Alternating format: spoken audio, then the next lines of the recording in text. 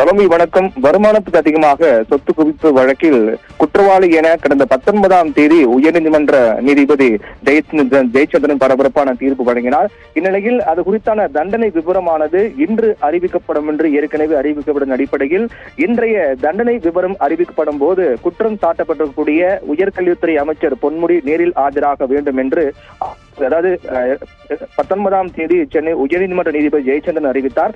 அதன் அடிப்படையில் உயர்கல்வித்துறை அமைச்சர் பொன்முடி நீதிமன்றத்தில் ஆஜராக அவர் நீதிமன்றம் சென்றிருக்கிறார்.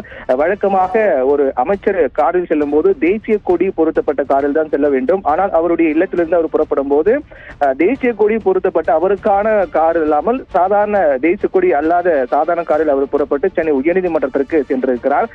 இன்னும் சற்று நேரத்தில், அதாவது சரியாக 10:30 மணிக்கு இந்த வழக்கின் தீர்ப்பு என்ன என்பது அறிவிக்கப்பட இருக்கிறது.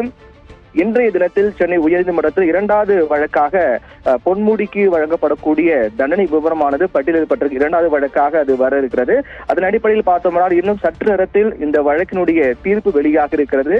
உயர்நீதிமன்ற நீதிபதி ஜெயச்சந்திரன் இந்த தீர்ப்பை வழங்குகிறார். இந்த வழக்கினுடைய பின்னணி பொறுத்தவரையில், அதாவது குற்றம் சாட்டப்பட்டிருக்கக்கூடிய உயர்கல்வித்துறை அமைச்சர் பொன்முடி மற்றும் அவருடைய மனைவி விசாலாட்சி ஆகிய இருவரும் நேரில் ஆஜராக வேண்டும் என்று தெரிவிக்கப்பட்டது. ஆனால் தற்போது வரை அமைச்சர் பொன்முடி மட்டும்தான் அங்கு சென்றிருப்பதாகவும், அவருடைய மனைவி விசாலாட்சியை பொறுத்தவரையில் காணொலி மூலமாக ஆஜராக அனுமதி கேட்டிருப்பதாகவும், ஒருவேளை காணொலி மூலமாக ஆஜராக வாய்ப்பு இருப்பதாகவும், அப்படி இல்லாத பட்சத்தில் அவர் நேரடியாக செல்வதற்கான வாய்ப்பு இருப்பதாகவும் தெரிவிக்கப்படுது. ஆனால் சற்று நேரத்துக்கு முன்னர் வரை உயர்கல்வித்துறை அமைச்சர் பொன்முடி மட்டும்தான் அவர் சாதாரண காரில் அவர் சென்னை உயர்நீதிமன்றத்துக்கு சென்றிருக்கிறார்.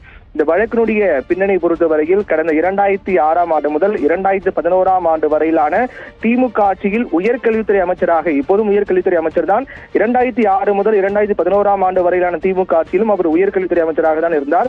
அப்போது அவர் வருமானத்துக்கு அதிகமாக சொத்து குவிப்பு செய்ததாக அவர் மீது வழக்கு தொடரப்பட்டது. அந்த வழக்கானது 2011ஆம் ஆண்டு திமுக ஆட்சி முடிவுக்கு வந்த பிறகு 2011ஆம் ஆண்டு அதிமுக ஆட்சியில் கடந்த 2006ஆம் ஆண்டு முதல் 2011ஆம் ஆண்டு வரை உயர்கல்வித்துறை அமைச்சராக இருந்த பொன்முடிக்கு எதிராக லஞ்ச ஒழிப்புத்துறை, விழுப்புரம் லஞ்ச ஒழிப்புத்துறையினர் சிறப்பு நீதிமன்றத்தில் வழக்கு தொடர்ந்தார்கள். அந்த வழக்கினுடைய விசாரணையானது தொடர்ந்து நடைபெற்று வந்த நிலையில் அதற்கு பிறகு 2011ஆம் ஆண்டு வழக்கு தொடரப்பட்டது. 2016ஆம் ஆண்டு உயர்கல்வித்துறை அமைச்சராக இருந்த பொன்முடி வருமானத்துக்கு அதிகமாக சொத்து குவித்ததாக தொடரப்பட்ட வழக்கிலிருந்து அவரையும் அவருடைய மனை விடுதலை செய்து சிறப்பு நீதிமன்றம் தீர்ப்பு வழங்கினார்கள். இந்த தீர்ப்பானது 2016ஆம் ஆண்டு வழங்கப்பட்டது. அதற்கு பிறகு 2017ஆம் ஆண்டு மீண்டும் லஞ்ச ஒழிப்புத்துறை சார்பாக மேல்முறையீடு செய்யப்பட்டது. சென்னை உயர்நீதிமன்றத்தில் இந்த அமைச்சர் பொன்முடி மற்றும் அவருடைய மனை விடுதலை எதிர்த்து 2017ஆம் ஆண்டு சென்னை உயர்நீதிமன்றத்தில் லஞ்ச ஒழிப்புத்துறை தரப்பில் மேல்முறையீடு செய்யப்பட்டது.